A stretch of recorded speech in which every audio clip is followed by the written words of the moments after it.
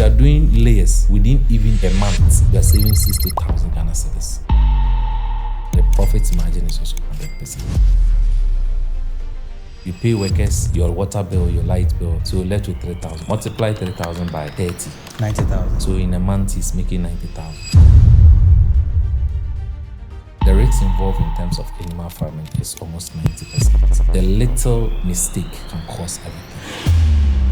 How many workers would we then need on that 20,000 birds? So when you're doing battery kit system, Adu Ababio, a seasoned poultry farming expert and veterinary doctor. With a wealth of experience, Adu offers invaluable guidance on launching your own poultry business. From essential startup requirements and sourcing reliable customers to navigating the do's and don'ts that can make or break your venture. Around 2021, 2022, over 700 farms collapsed in Ghana. The reason why, especially poultry farmers, they losing their source of capital or losing what they are doing is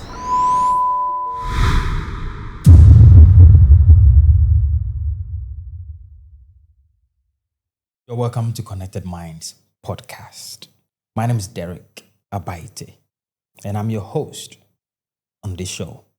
Thank you so much for being a part of this beautiful journey of changing the minds of people. I hope what I set out to do is working. Today's conversation is with Adu Ababio. And we are going to talk about what it takes to be a poultry farmer or a livestock farmer. This guy has trained countless amount of people on how they can turn their business into profit. And I hope there's somebody listening from the diaspora or even any part of Africa that is thinking this is a great opportunity for them to learn a thing or two. I'm going to take him deep. We're going to talk about the numbers. What makes it work? What doesn't make it work? Where can you put your money? Stick with me and remain connected. My brother, you've come all the way from America to sit with me. I really appreciate that. You know, we had an amazing chat on the phone, and very quickly I knew that, you know, there's a synergy, and that if we sit, it's going to be valuable to your audience and my audience. Sure. So you're welcome to Accra. Thank you. Yeah. Where do we start from? All right. So Adu owns Tanta Farms, and people also call him the Gentle Farmer. He has a huge social media following on particularly TikTok and Facebook. Doing an amazing job. Now, this is my first question to you, brother. So, before I dive deep into the numbers, the first would be, how did you get into animal farming? Thank you very much. It's a pleasure to be on this platform. And one of my goals for this year was to be here. Wow. And I think the first goal has been achieved. It's happened very quick, eh? Very quick. Yeah. Very quick. Yeah. I started farming at a very young age. And I always give thanks to my mom.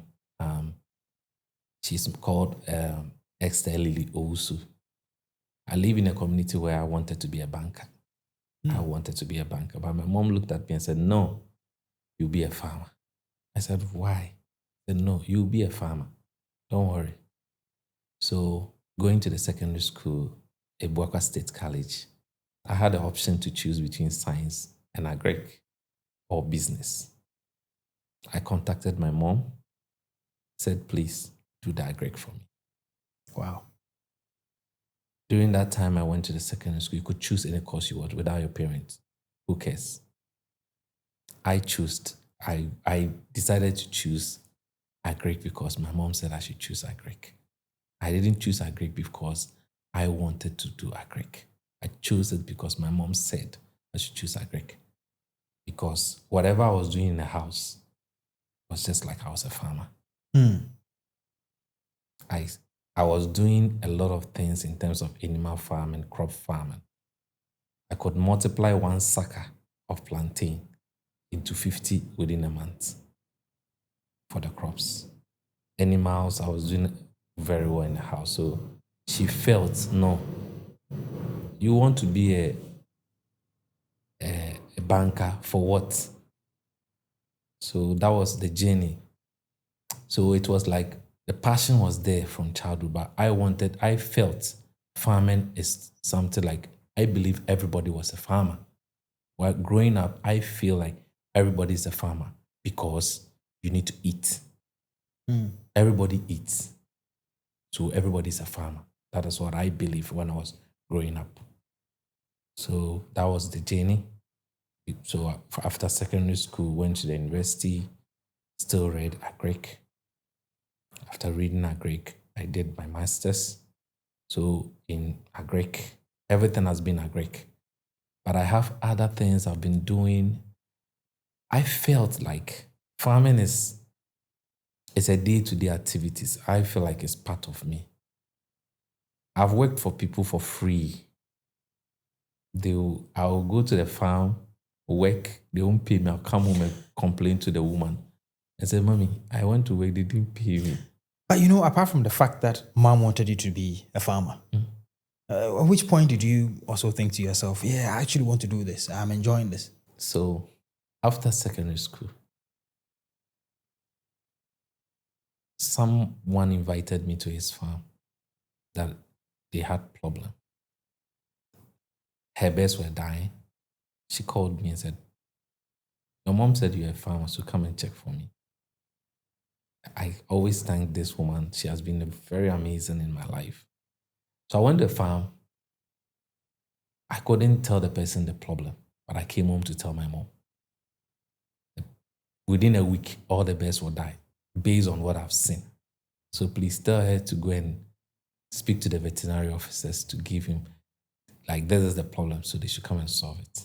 Funny enough, within 3 days, the woman called my mom to say, all her birds are dead. Wow.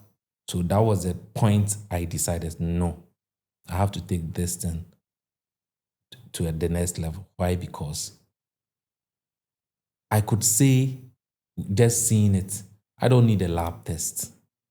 I don't need to say I'm going to do a laboratory test to check whether the organisms or this. No, I don't need it. I have this kind of X-ray. My eye will just screen it.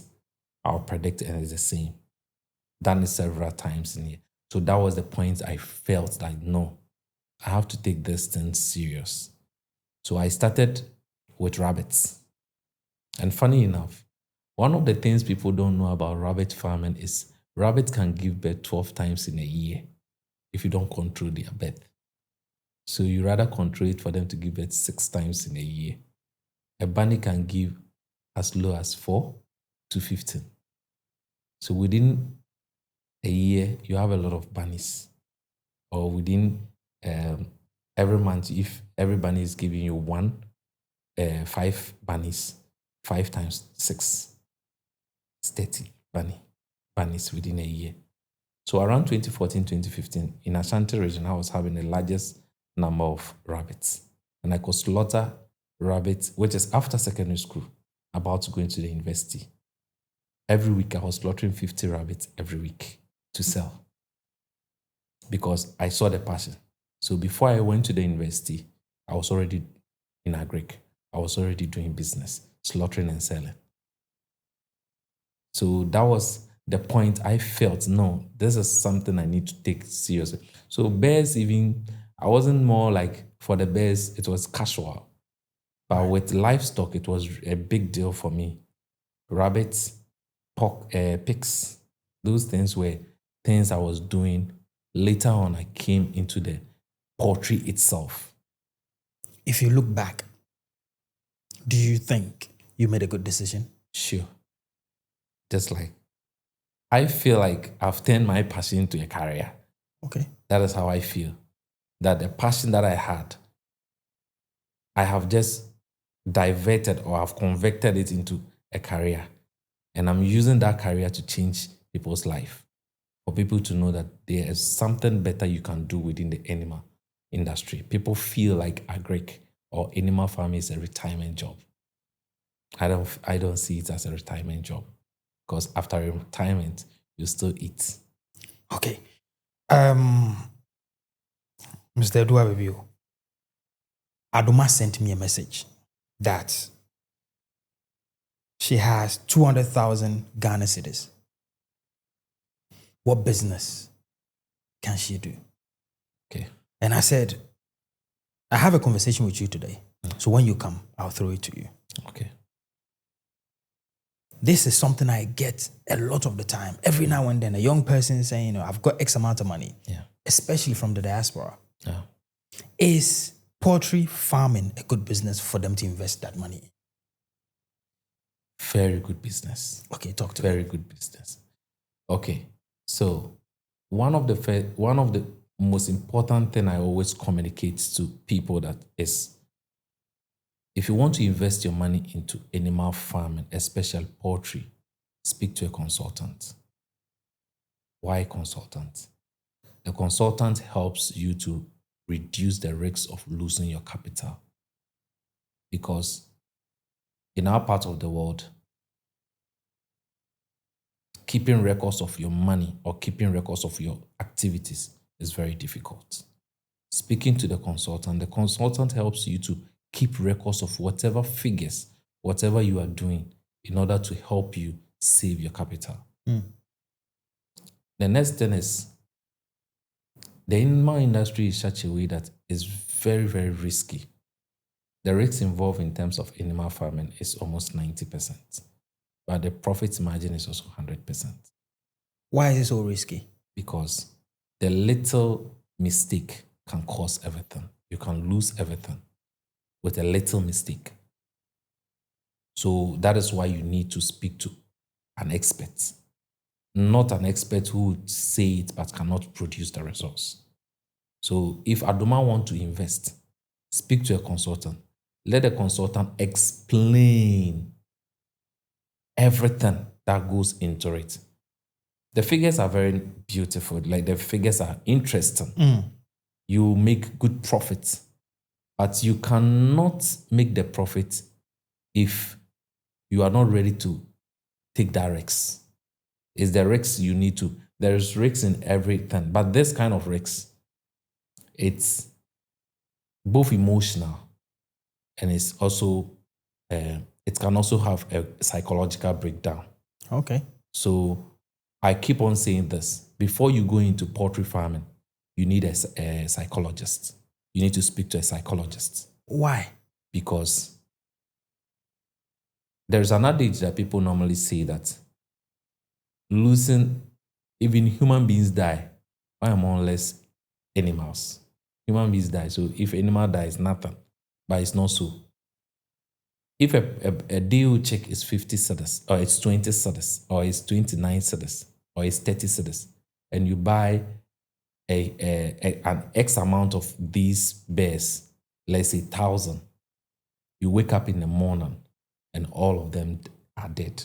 What do you do? It can really cause you emotional trauma. I know people who have gotten mental problems due to they losing a huge capital they invested in animal farming.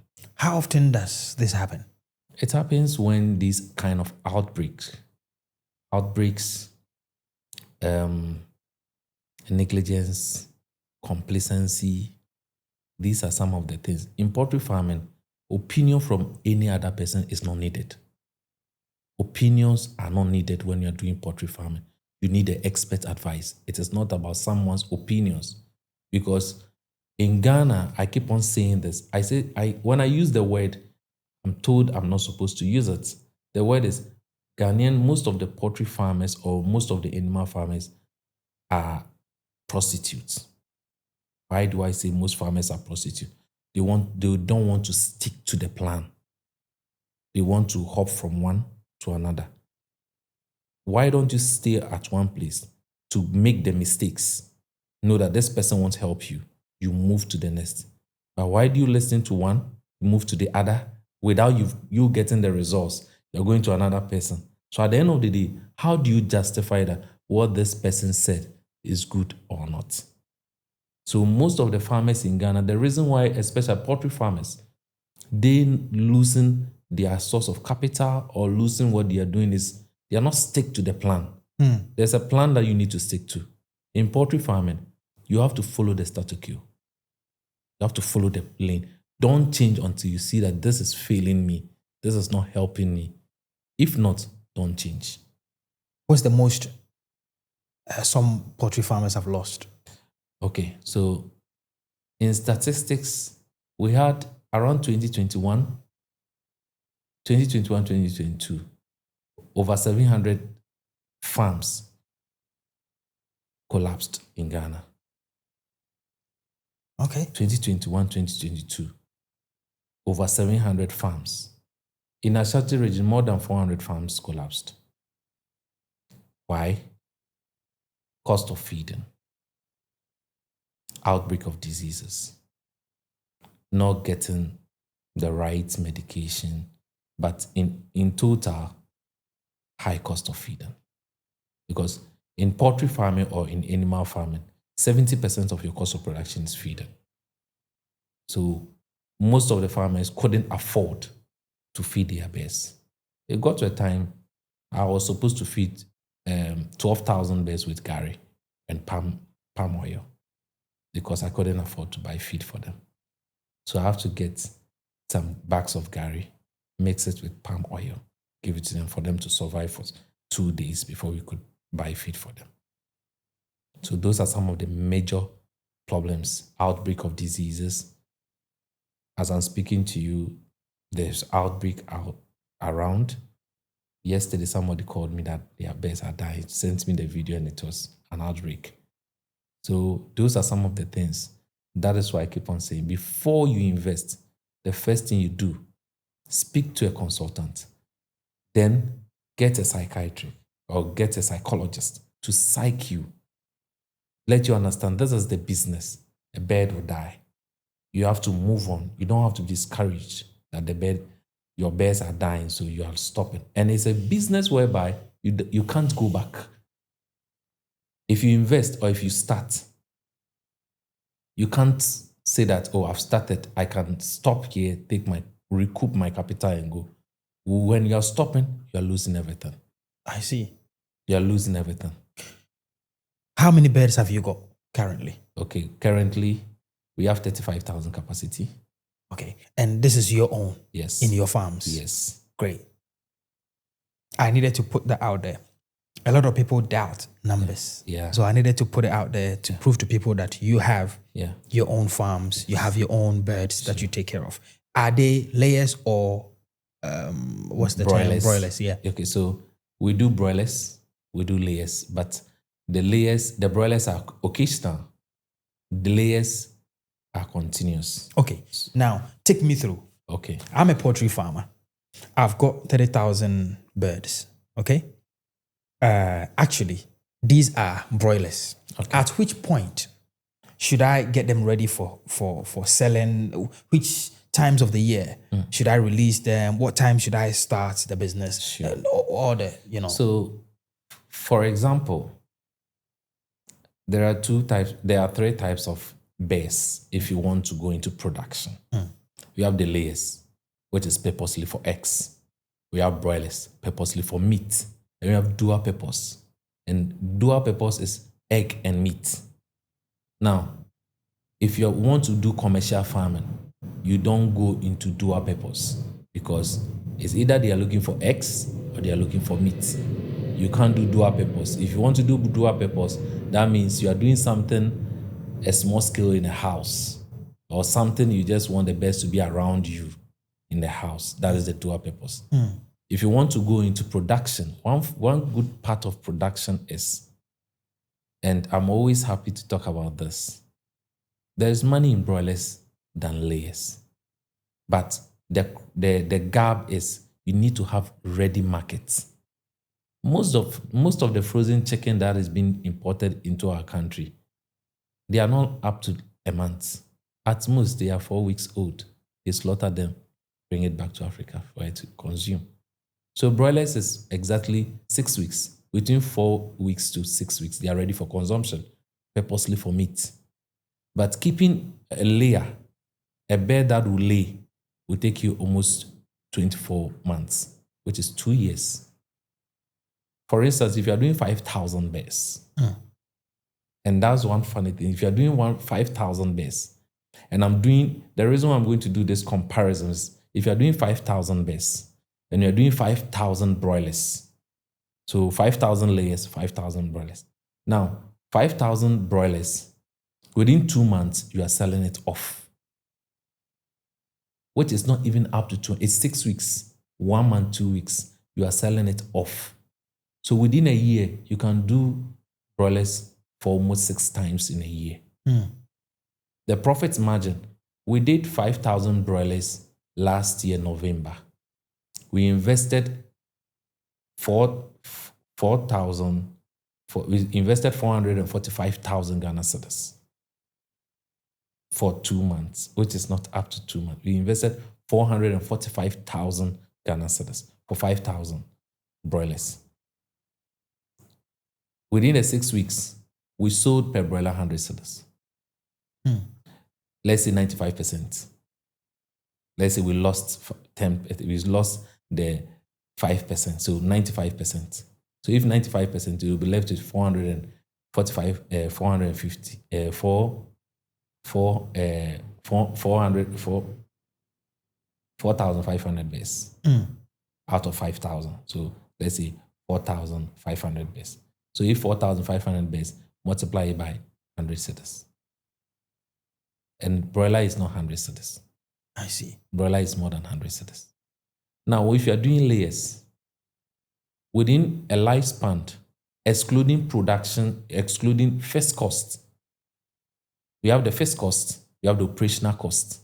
The first cost are your assets, the building, the cages, and other things that are permanent, that you reuse them. They are the first cost. If you are doing layers, for the building alone, you spend around 80,000 Ghana cedis for the building. For the cage, you spend around 150, 200,000 Ghana cedis for the cages, which is you need 32 cages for the 4 layers. So if 32 and the 1 cage is 5,400, when you multiply, you are getting around 170, 150, 200,000 Ghana cedis for the cages alone. That's your first cost. Now, your operational cost, per calculation, if you are doing 5,000 layers, you need between 3,500,000 Ghana cedis to 4 million Ghana cedis. Wow. For 1 year production. For 1 year, a whole year. Now, with these figures, if you also want to do, you want to know your revenue. If you are doing layer farming, all things being equal, you can save 200 cedis, 2,000 cedis every day. How? Good. So, if you are doing layers, 5,000 layers, let's say 90% lay. If 90% lay, that means 4,500 bears are laying. For 5,000 bears, 90% lay. That means 4,500. So if 4,500, a day you are getting 4,500 X. Divided by 30, you are getting 150 crates of eggs. Average price of egg is 58 cedis for unsalted. Unsalted eggs, 58 cedis. Multiply 58 by 150. It's a huge money. So you get around 8,700. So if 8,700, you would just save 200 cedis. The rest is to feed the bears. Right. The rest to buy medication. The rest to pay your workers. You'll be able to save more than 2,000. So within even a month, you are saving 60,000 Ghana cedis profit out of 5,000 bears. It's feasible. Let me stop you here for a minute. If you've been watching this show, I want you to subscribe and become part of the family. We are on a journey of changing the lives of people on this channel. And we appreciate you for being here. But if you haven't become part of the family, connect with us. Hit the subscribe button. Now let's carry on the conversation. I was speaking to a gentleman who says that he has 7,000 birds, and these are layers, Yeah. and every week he makes total revenue of around 25,000. Would that be accurate? No. Okay. Why? Because if you have 7,000 bears, let's say 90% lay. So if 90% lay, you get 6,500. 70% lay. 90% lay. So if 90% lay, you get 6,500. Yep. So if 6,500, that means 6,500 bears are laying. Yep. Divide that by 30. That's 216. Good. With the 216, multiply that by 58. That's 12,528. Good. 12,500. Now, let's calculate the cost of feeding. Okay. Cost of feeding, 7,000. So 0.12 times 7,000 bears divided by 50. So 16.8. So make it 17. That is the 17 bags of feed Okay. daily. Right. 17 bags. Now, average price of feed is 377. Okay. So times 377. Yes. So that's 6,400. That's 6,400 from the price of the total amount of eggs we sell a day. Which is the 12,000. Yes.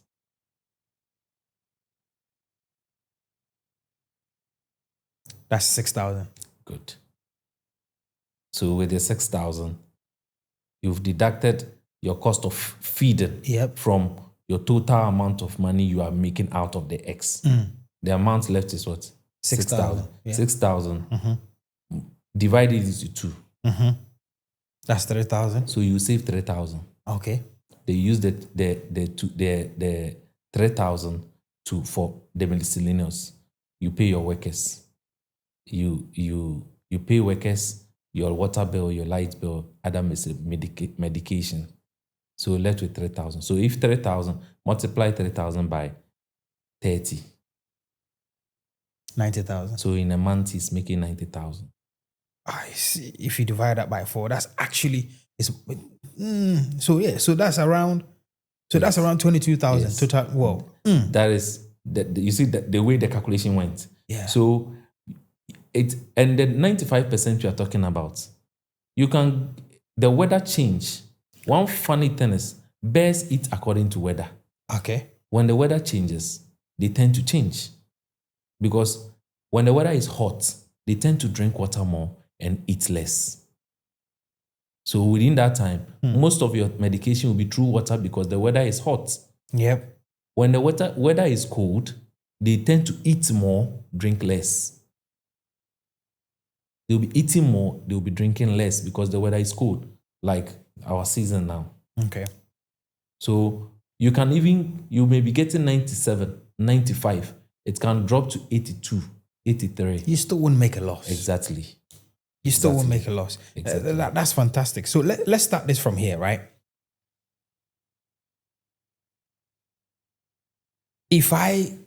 Let's say I give you a bare land. Bare land. Yeah. 1 acre.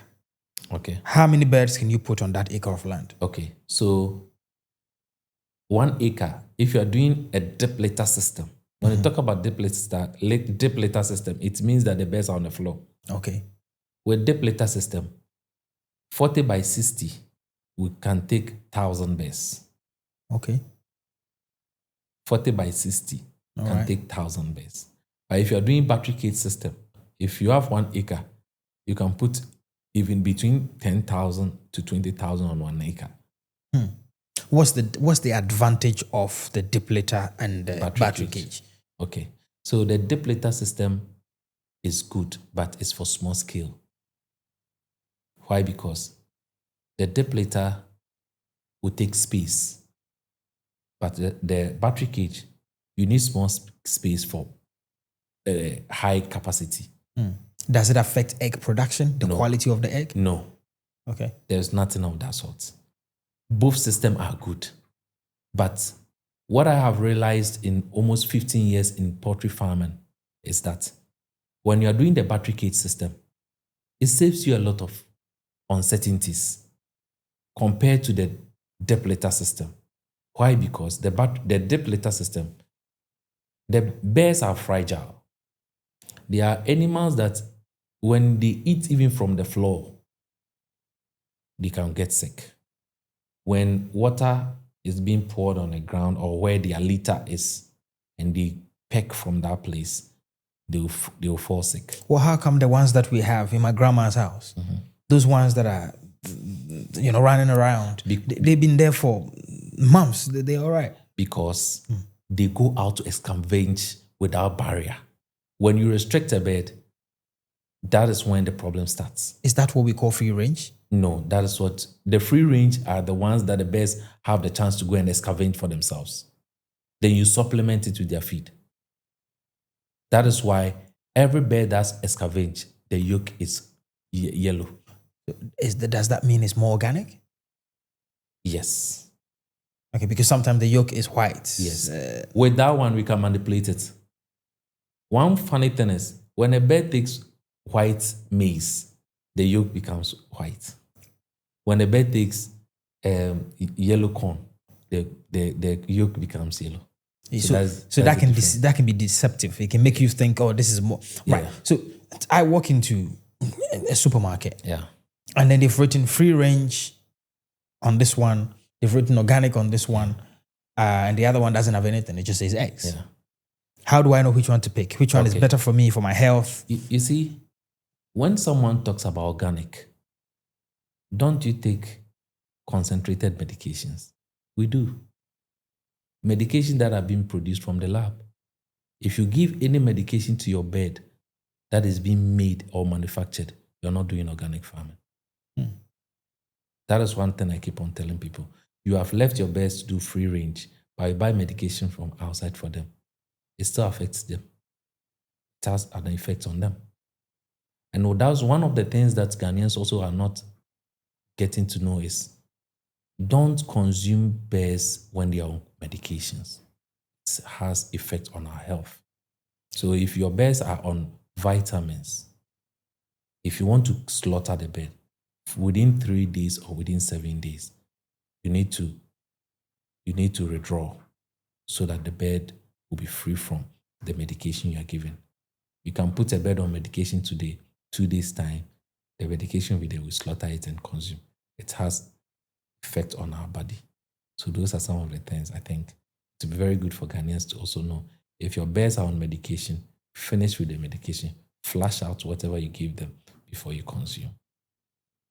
If I'm buying the meat from outside, how would I know? I'm clueless, right? So the farmers would have to come and tell us the truth. Sure. They need to be truthful with their customers and with their produce that they bring. Sure.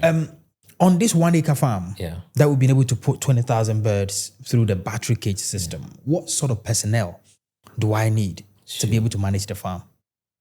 I'm very glad you've asked this question. There's a very huge gap in poultry farmers getting weaving workers to work with. People believe that in the olden days, when you go to the training college, we have this perception that there's the people who were not able to go to the university that go to the training colleges. Why? Because you didn't pass. That's why you went to the training college. The same way, when you see somebody working in a farm, they think you don't have anything doing. Like life has cheated you, so now you want to do farming. We regard farming to be for the poor, but it's not so. So most of the young people after school, after secondary school, after the university or any training, they don't want to work in a farm. And one thing is, most of the farmers too are not sincere with them. They want to give them anything, but it's not so. Now, that is why I'm building a training center. I have a training center. I've started doing it. I train workers, give them back to the farm. So when I train you, and if someone calls me, I need a worker, I negotiate the price for you. Come and tell you this is the amount you are going to get from the farm. Then I'll give you directly to the farmer and tell the farmer, okay, you pay me this amount, just instant, just like you buying a player and paying for it. But I don't charge the worker because the person doesn't have it. He's looking for a job. He wants to better himself. He wants to become, most of them will say, we look up to you. We look up to this. We want to be a successful farmer. How do we go by it? So we train them, give them back to the farm. How do you know this person is good? The reason for the training is to know the weakness of the person I'm training, to understand what the person wants. So when you want a worker, I'll tell you, which type do you want? Are you looking for a manager? I'll give you a manager. I'll sign an MOU with you, or I'll sign an agreement with you to warrant that he's coming to work for you. He's going to give you a better service. I want a farm hand, someone to just move around the farm. I want someone who understands, who can do brooding for me. So I have categories that I normally give people out. The type of people you want to work in your farm. So with this, if you need someone like, you just need a farm hand, I'll give you a farm hand. If you need a manager, I'll give you a manager. So if you want someone to work in your farm, one, the person should understand what he's coming to do, especially record keeping. It's very important. I've given a lot of farm hands without charging them because I was testing it to see how it is. And sincerely, the results I'm getting, people are still asking for more. People are recommending because the results they are getting out of the people I'm grooming is amazing. So which people do you need to work in your farm? You just need to get a skilled person. Okay. A person should be skilled. How? With me, when you come to my training center, whether you have a certificate or not, you need to become a better person. I'll make sure that most of the people without certificate even become the managers. People without a certificate then tend to be the farm hands. Why? Because when you come to my farm, I'll tell you whether you have certificate or not, please put it aside. Your certificate will come in when you are ready to manage a farm. So if you are ready to manage a farm, then the person asks, what's your qualification? Then I'll let you know that, okay, this person has the qualification. He's well groomed. He can manage your farm. And the one thing I keep on telling all the young guys that I'm grooming is, there are two things that you can get someone to invest in you. Build your trust. Build trust first. Be honest. Don't being honest, it pays. You'll be poor to be honest in Ghana. But be honest. Whilst you are honest, whilst you are truthful, like you being truthful, these two things, you built a brand. They will come running for you. They will look for you no matter what it is. So these are the two things I keep on telling them. How many workers would we then need on that 20,000 birds? Okay, so when you're doing battery cage system and everything not automated, let's say semi-automated, for 20,000 birds with battery cage system, let me break it down. 2,000 birds, you need 2 people. Okay. So if you are doing something like 20,000. 2,000, you need 2 people. Yes. To manage the entire on the battery cage method. How about if it's deep litter? The same thing. 2 people. Yes. What would the 2 people be doing in the battery cage? And so the 2 people in the battery cage system, which is the 2 people includes the manager. Okay. People believe that if you're a manager, what you do is supervise. It's wrong. If you have a manager in your farm and the manager is just supervising, please sack him. You will collapse your business. A manager should be involving. A manager should also pick X so that when there's an outbreak, there's a disease, there is anything, the farm hand may not see. The manager will be able to identify that this is wrong, this is right. So a manager is supposed to be part of their job, part of the activities. So if you are doing 2,000 bears on a dip litter, you need 2 workers. Why? Because what would they be doing? They will be picking eggs. Okay. They will be when the litter is dirty or the litter has changed, they will have to change the litter. they will vaccinate. So it's more picking eggs and feeding. That's it. There's picking egg feeding, sometimes vaccination, giving other like debeaking, the most of the activities. What's the biggest problem you see, and I have some in mind, with poultry farmers and their workers, particularly with their workers? Okay, so the first part is, if the poultry farmer does not involve the workers in the work, when you are doing your calculations, you are investing, for example, if you are doing 1,000 bears, you need until the bears will start laying. Which is how long? So the bears, let me break it down in months. But normally, poultry farmers use weeks. So in months, bears, the lifespan of bears is 24 months. That's their lifespan, depending on the breed. So 24 months. Within 4 months, you are just feeding them without any profits. Okay. And these are layers. They are layers. You are feeding them 4 months without profits. After the 4 months, you add 2 months to the 4 months. So within the 6 months, that they will get to their peak of lay. So within 6 months, you are not going to get any reasonable profits. So the lifespan of the bird laying for you is 18 months, depending on the breed. Some breed will give you 16 months, some breed will give you 17 months. One funny thing is, every breed has a time of lay. So some breed are 16 weeks, they start laying. Some breed are 17 weeks, 18 weeks. Others are 19 weeks, they will start laying. And 19 weeks is almost getting to 5 months. So with this kind of breed, you know the sections of when they will lay. Now, you are not involving the workers in your calculation. So the worker does not know how much you are spending. If a worker knows that my boss is spending this amount of money to raise this bears, the worker will be conscious to wake up on time to feed it. So one challenge is that... Do you truly believe in that statement? Yes. The reason is, I've tried it. Sometimes I give my workers the chance that this is the X amount of money we are going to use to raise this bears. Because I'm grooming you for a farm, to go and manage the farm. If the farmer is making losses, you will see. So if you be at the farm for the farmer to make those losses, that means you are ready to lose your job. So those are some. So sometimes you have to build the trust. That's why the trust comes in first before you involve him in those calculations. So some of the issues, right? So my uncle used to have a big poultry farm, and he said he closed it down because the way they managed the farm was terrible. Some people had to peep, and then they realized that they were always frying and boiling egg. Yeah. Always. Yeah. Is this a common occurrence?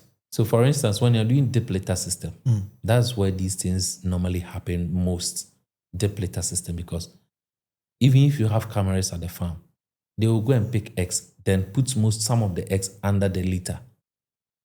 So maybe in the night or the time everybody is taking a rest, they can go back, scoop the litter, pick the eggs and sell without your consent. When you're doing battery cage system, that is why I keep on saying your record keeping should be on point. The record keeping.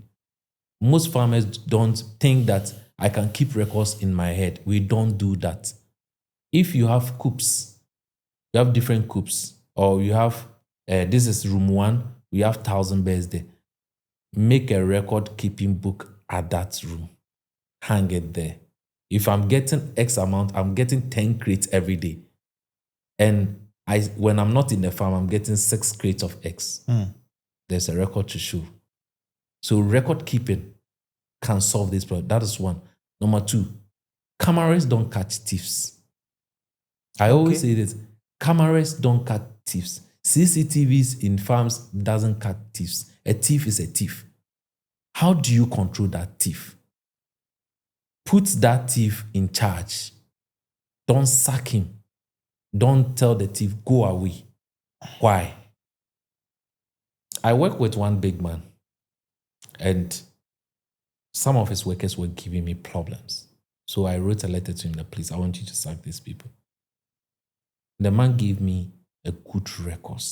Said, you see this guy, he's very hardworking, but he's a thief. He will steal right now. But do you know what I do? What he will steal, he's now in charge of it. How do you steal it? You are in charge.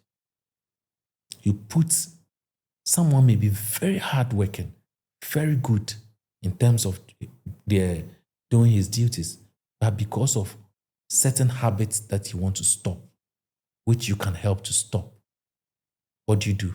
Put the person in charge. I've tried it severally. And it works for you? Perfectly. Because I will leave the bag of money with you.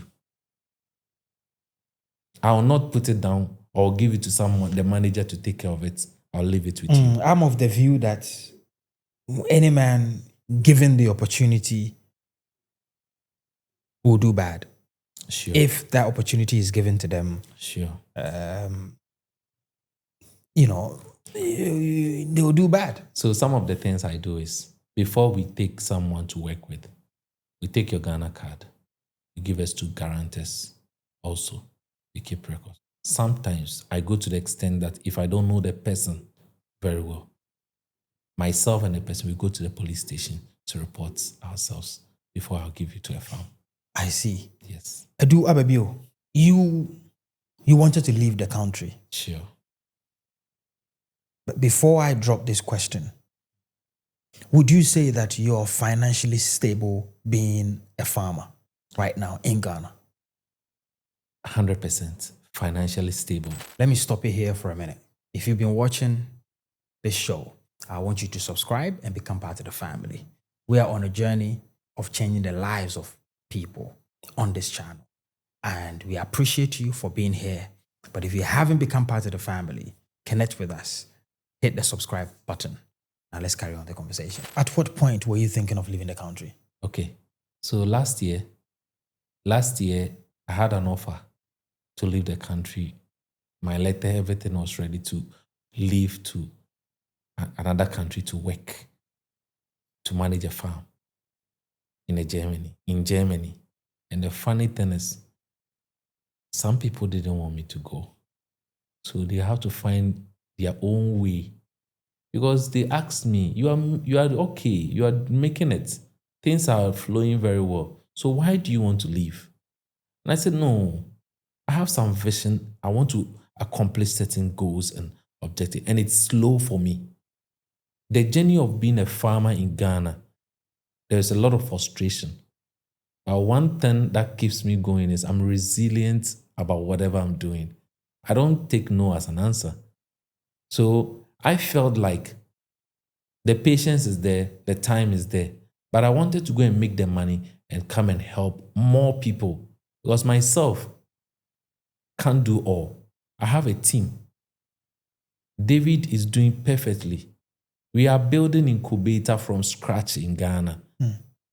We are hatching 4,000 eggs every week in Ghana. So I felt like I want to do more. Let me go and work hard, bring the money. So they stole the passport. They said they won't let me go. So I have to even get a new passport. They stole the passport. Now I have the offer letter there. The partners called me and I told them, I lost my passport. And they said, please try and come.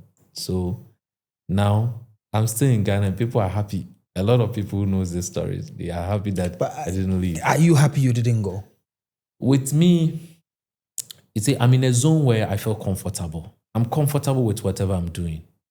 I don't see any competition or any challenge. I'm not facing any challenge. I solve problems. Like when I see problems, I'm happy. I solve it quickly. I don't postpone problems. I don't say I can't do it. I make sure I solve them. So that is me not leaving. I feel like I'm still doing more for my country. I don't see what I'm doing to be more significant. I wish, just like we started certain projects, I wish to do more. I want to do more. If I decide to be a farmer and a big scale poultry farmer, for example, Is there any NGO that can support me in funding, grants, government? Is there any incentives that can support farmers? With me, or where I'm coming from, I have not seen something of that sort. Okay. I've heard some, but I've not seen it. So that is one of the things David and I, we plan on, especially women in our society, young guys that have passion, not someone who is looking for just profits. We're looking at the passion in animal farming. We started giving 50 bears to young ladies and guys across the country, giving them free bears, give them free training, even add medications to it for free. Yeah. I was speaking to you yesterday when you were doing one of those work. Sure. And we do it willingly. We are happy. We are spending 10,000 every month to do it. Nobody is supporting us. We are doing this, and these bears are from our own hatchery, from our own incubators that we built in Ghana. And the bears, we didn't import them. Now, there's a narrative out there that if you don't import DO chicks, you won't get quality. It's not true. Why is it not true? Good.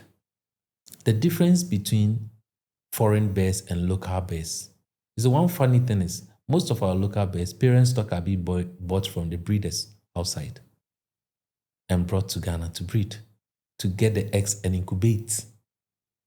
Now, the difference between the foreign bears and the local bears is the hatchery, the hatchery practices.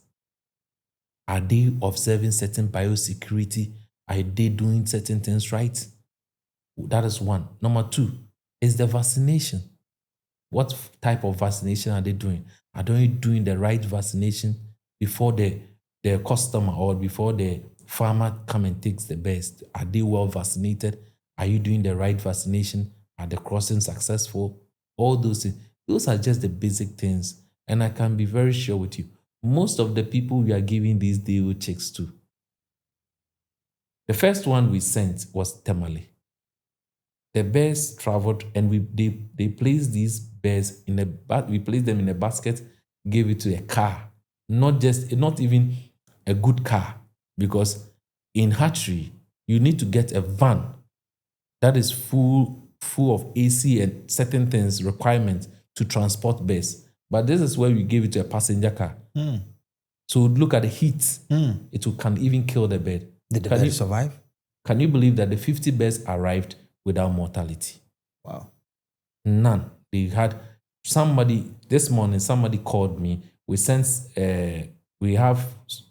got 4 people in Accra that needed these bears, and we gave them. None of them have complained of one mortality. Why? Because the breed in Ghana, if you get a better hatchery or someone who understands the bears very well, what he's doing, one, disease resistance. That's one. 2, laying performance. The bear should be able to resist diseases.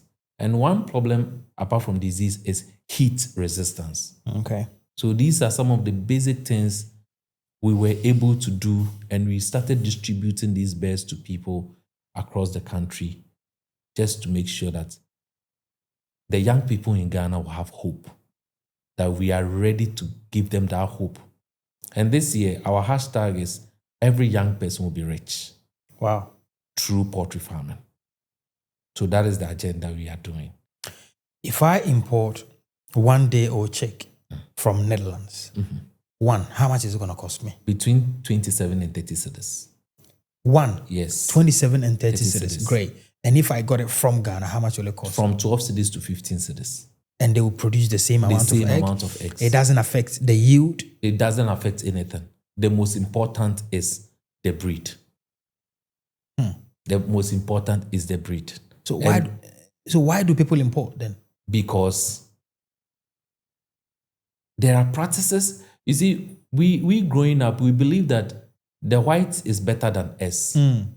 We have this notion, we have been programmed that if it is not the white man, a black man cannot do it. People are amazed that David and I are building incubators right in Ghana. These young guys, what are you guys doing? You're wasting your time. We are building incubators. Which people are going to buy these incubators? We have, right now, we are building 10,000 capacity. We are planning to hatch 10,000 every week. Wow. We just need a finance. But we are working on that. Because we are not, the two of us, we are ready to, we just want to face, our goal is we want to face Ghana. And we are planning, one funny thing is, most of our birds that we are even hatching is going to Burkina. I see. So you're even exporting? Yes. We are sending our birds to Burkina and Cote d'Ivoire. So our 4,000 every week goes there. So sometimes it's difficult to even give some of our birds out because there's demand coming. This is very interesting. Wow. I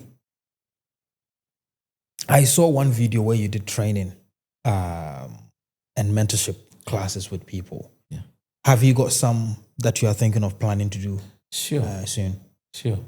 We are planning on the 16th of this month, of next month, which is of this month, April, 16th of April, between 16th April and 26th April. We are planning to have a training. I'm not exactly sure when this episode is going to be released, but I'm sure it's going to be within 2 or 3 weeks, Sure. right? And what I would love to ask of you is that I have a lot of people who have asked me to do this content for them. Sure. Majority of people who live in the diaspora. When this episode comes out, please organize an online one as well for the people who are willing to, take your time and then take them through the training and the things that they need, the understanding that they need beyond this conversation. I think that would be very, very valuable. And I hope my audience would contact you for that. I'll put your details in the description. Let's talk about, I've produced the eggs. I know Ghana, we love eggs. Yeah. I don't know if there's any country on this planet that consume eggs more than Ghanaians. I don't know. I need to do that research. Okay. But maybe there isn't. I don't know. Okay. So I know that with layers, the business is there. Yeah. With broilers, is the business available? Sure. You see, if there can be other policies that will regulate this chicken business, the broiler market in Ghana, there's much profit than even layers. I keep on saying this. If I can produce 6 times in a year, I can make better money than even doing the layers. For egg production, there is ready market to the extent that we have to even import eggs to the country. Ghana still imports eggs? Yes. That's interesting. Yes, because we can't even satisfy. Because right now, as I'm speaking to you, we are importing over 500,000 metric tons of poultry products into our country. We are producing only 5% of it. You are producing only 5% of it. So there is market. There is market for everything. But the thing is, why don't we start putting some policies in place so that the local market, somebody producing broiler, can sell? Because if you produce a broiler within 2 months, averagely within 2 months, it's 6 weeks, 1 month, 2 weeks. I have a broiler that is 37 days that we slaughtered everything. We had a ready market because we signed an off-takers agreement. I had a company who wanted them. We did 3,000. So the 3,000, within 6 weeks, they wanted 2 kilos. So within 6 weeks, we had 3.5. And one funny thing is, most of the frozen chicken we eat is just 4 weeks. They don't go beyond 4 weeks. So I have had a lot of guests here, and most of the time I have audience who they're like, oh no, I don't think that is true. These numbers this guy is mentioning. I'm going to put this question to you. Yeah. What is the most you've made from poultry in a month? Okay. So for instance, if you are doing 5,000 layers in a month, you can make 60,000 Ghana cedis in a month. You've paid all your workers, everything. This is net? This is net. This is not gross. This net. You make 60,000 from your 5,000 base. And we every mentioned month. that the total investment for 5,000 would be? Between 3,500,000 to 4 million. Okay, so Mercedes. if you don't have 3 million, you don't also want to make that 60,000, you yes. can bring it all the way down to maybe 10K, 20K, Yeah. or even 15K a month. Sure. Okay, fantastic. My favorite question, motivation or discipline? Discipline. Okay. The discipline will yield the motivation. But the motivation, if you have the motivation and you're not disciplined, you are always not on point. Because, example, you gave me 11. I don't have to wait for 11 before coming. It doesn't make me disciplined. I have the motivation. I love what I do. I'm very busy. But being busy doesn't mean I shouldn't be disciplined. I should have discipline. Because the discipline will let someone see you differently. But the motivation will just let people see the other side of you. Your appearance will be different from what they see behind you. Wow. I've asked these questions hundreds of times, and this was a different perspective. Yeah. Amazing. What's the best advice you've ever received? Don't travel. Don't travel. I have a lot of people around me. Don't travel. Because I didn't understand why. Don't travel. Most people around me don't travel. When I ask them why, they tell me, don't travel. If you're a young guy in Ghana, you want to make it, be disciplined. How old are you? I'll be 31 this year. And you started this business over what, 16 years ago? You started getting into, I started farming 15 years ago. 15 years ago. Yes. So you started quite early. Yes. You think that has given you an advantage, of course, over a lot the of people? finances I didn't have the finances. Nobody said, I'm giving you this money to invest. I bought a rabbit from somebody. The person didn't know the rabbit was even pregnant. That was the breakthrough I started.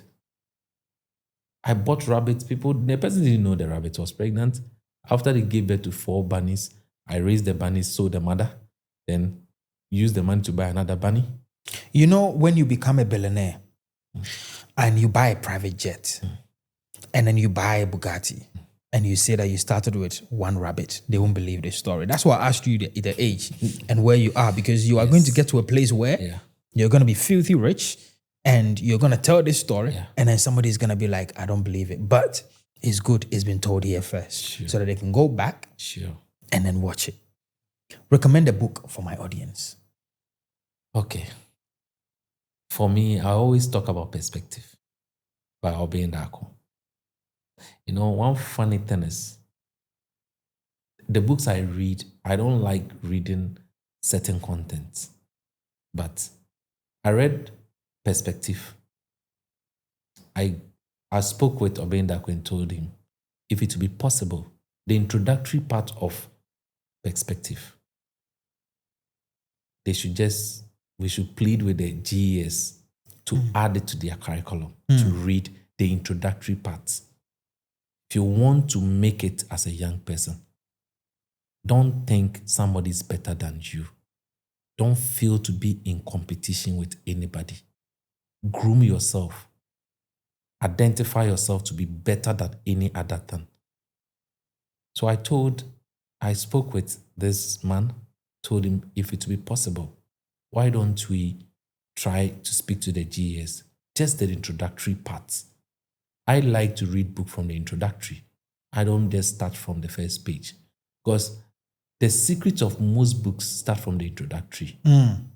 So I read the introductory. I read the whole book. I have most of his books I've read. But with Perspective, it's telling you who you are as an African.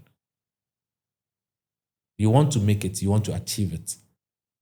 There's an ideology that I always say this. Immediately you think somebody is better than you, you start losing your goal in life. And as black as we are, we believe that the white people brought everything But I've read a book that a white man wrote and said most of the things that the whites made, they had their inspiration from the black people. They had the inspiration from the black people. So I don't believe that nobody is better than anybody. You will have to know who you are. Love whatever you are doing. Now, don't be too much ready for money. Be ready to groom yourself for a brand. The brand will bring the money. The money will bring the brand. So if you're waiting for somebody to invest in you and you're not ready to invest in yourself, they keep on asking these questions, and I'll say it again. What do you need? What do you want? Somebody said, I want to invest in you. What do you have? I need a capital. You don't need a capital. How is your attitude? How are you able to manage yourself? Do you have a brand? Do you have an anthem? Do you really have something you look up to say that, okay, fine, if I give you this X amount of money, you can't even manage your own little money you have. So if I give you money, how do you manage it? I'm being given 10 cedis to eat a day. I'm holding a better phone. But the investor that is coming to invest in me is holding a yam. So am I ready to invest in myself before somebody invests in me?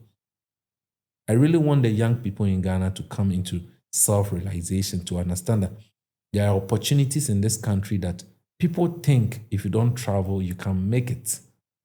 I'm in Ghana. My manager said I shouldn't be telling them certain secrets. If not, I would have revealed certain secrets for you to know. There is a lot of opportunities in Ghana. I speak to people 20 minutes and I charge on a call. People booked me yesterday. I was in the washroom. Somebody called me in the washroom and said, please, I want to book you 20 minutes. I said, boss, it's 9. I want to sleep. I beg you. He said, no, I'll make the payment. I'll call you in the morning. We talk. Why? I was able to build a brand, build a trust, let people know this is what I do. Nobody gave me money to start whatever I'm doing. And I didn't need money to start. I needed myself.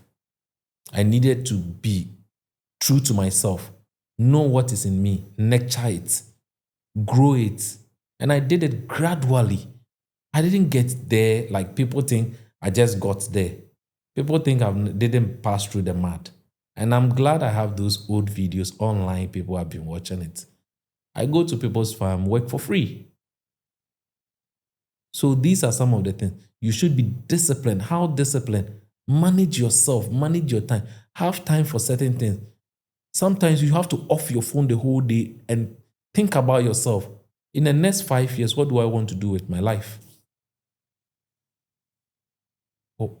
If the internet is not there, what can I do? If the internet is there, what will I do? Let's say you wake up in the morning and everywhere is darkness. There's nothing. What is your next step in life? There is uncertainty in everything. So how do you prepare yourself for the uncertainty? I'm very glad I came here and I'm building a training center. We are soliciting for funds for people to help us to build this training center. We want to groom people. Mine is when you finish school and you are home, you love animals. You love animals. You want to go into animal farming. You don't know where to go. Just contact me. Come and sleep at my training center. I'll take you through the business. We won't charge you. Ours is if you can donate so that we keep on with the good thing we are doing. And one thing is, David and I, we are not going to stop distributing this base. We are going to distribute it until we see that every Ghanaian, every young person is rich in Ghana. Wow. That has been the last part. I didn't want to stop you because where I was coming from was higher than myself and even you. Yeah. I appreciate your time today. Thank you very much. the effort Thank you. to come all the way from Kumasi Sure. to sit with me, to have a boring conversation with me. Thank you. And to my viewers, audience, my friends, my family, everything you need should be in the description for you. So you can click on it and then get to his page and then contact him. Thank you so much for being a part of this process. I appreciate every aspect of it. Let's push this channel as far as we can. Yesterday, I was thinking about something and I said, how can I let even the average Ghanaian, I'm talking the trotro driver, the taxi driver, the Kaya woman, to know about Konnected Minds podcast? And I'm thinking about it. It is not possible for me to do it without you. Let's make it happen. My name is Derrick Abaitey. Stay connected. I'm out.